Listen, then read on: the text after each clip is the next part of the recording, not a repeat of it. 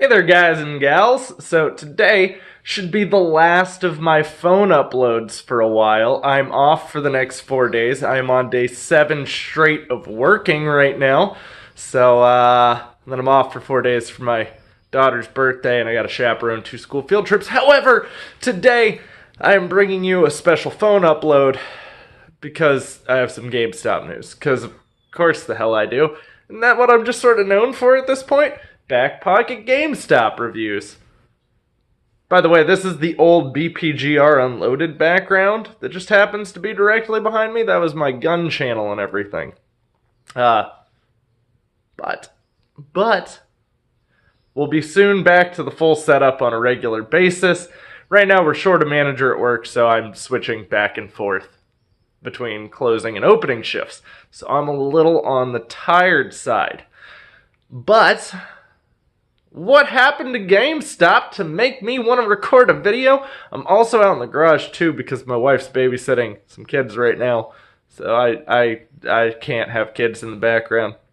But GameStop today, well not today, it was actually on the 16th, received a letter from one of their investors called Tiger Investments. It's one of their larger investors, and the letter wasn't exactly too praising of GameStop as a whole. Essentially, what this letter went on talking about was how GameStop wasn't instilling investor confidence. A lot of the acquisitions that GameStop is buying up are stupid and are taking up a lot of money that's essentially draining from the company's core business. They specifically cited ThinkGeek in that. I was a little shocked to see ThinkGeek mentioned because I thought ThinkGeek was actually one of their smarter pickups. But again, I'm not an investment person. I'm not the person you typically want to take a whole bunch of investment advice from. I do follow the stock market. I do not personally invest in the stock market just because it literally can change in an instant. It's like gambling with your money. You can make a slight educated guess, but boy, you could be wrong. Or the CEO could just say one stupid thing. But Tiger Investments continued on talking about how all of this corporate change-up has left a lot of lack of confidence among the investors. And this is the time for them to change their strategy and rebuild that, and essentially to a direction that would make them feel more confident in investing in GameStop. They also criticized GameStop for paying all the money back to investors this year. So they paid the majority of their income back. They didn't really have any big acquisitions to go reinvesting that money into. And they criticized them for not actually buying back a lot of the stock, which would have increased the overall stock price, fixing a lot of the decline that it is currently on. Which is fair. I could see where that would be a relatively big concern if you were someone who invested at $25. Let's say you paid $25 a share, and right now it's cruising at around $12.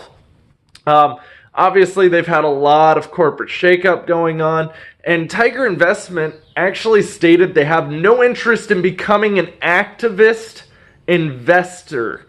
What that means is typically activist investors will sit there and keep criticizing, and essentially they shake up the rest of the investors. So the rest of the stockholders will then become concerned with the direction of the company, and then they typically use that as a way to stage an uprising or a merger. So essentially they'll take over the company, or they'll get the company to merge with another company, or get them to spin off stuff. Starboard is actually one of the most notorious activist investor groups, and they actually were the ones that got Olive Garden to spin off Red Lobster.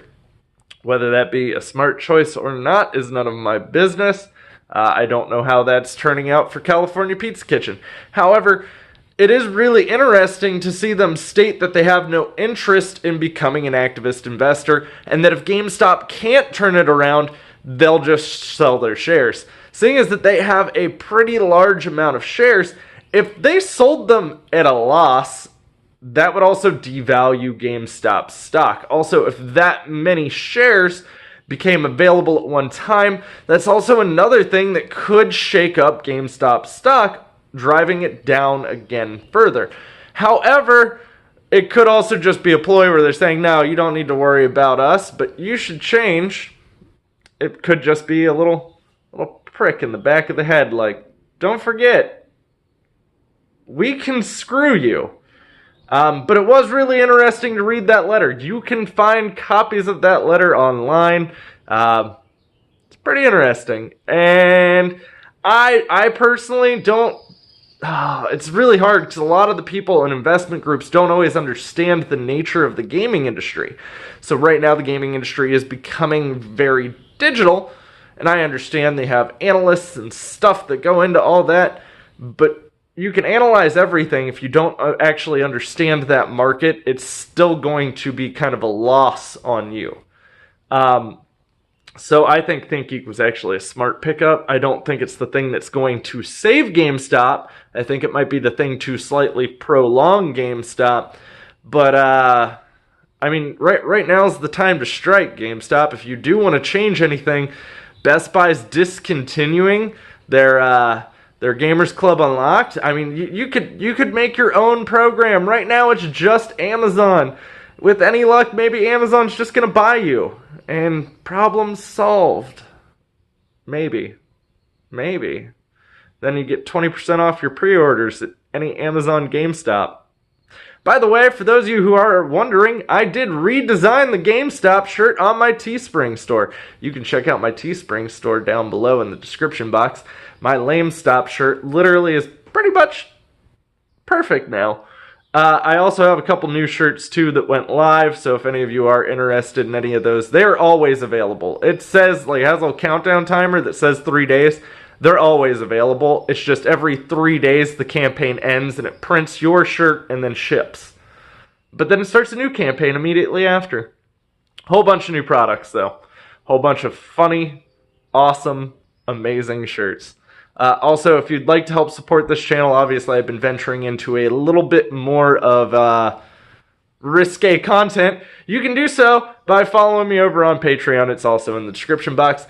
Guys, thank you so much for watching. I'll see you all soon. I'm going to have plenty more content for you, but don't forget to click that subscribe button and ding that little bell and drop a thumbs up if you enjoyed this. And have a great day.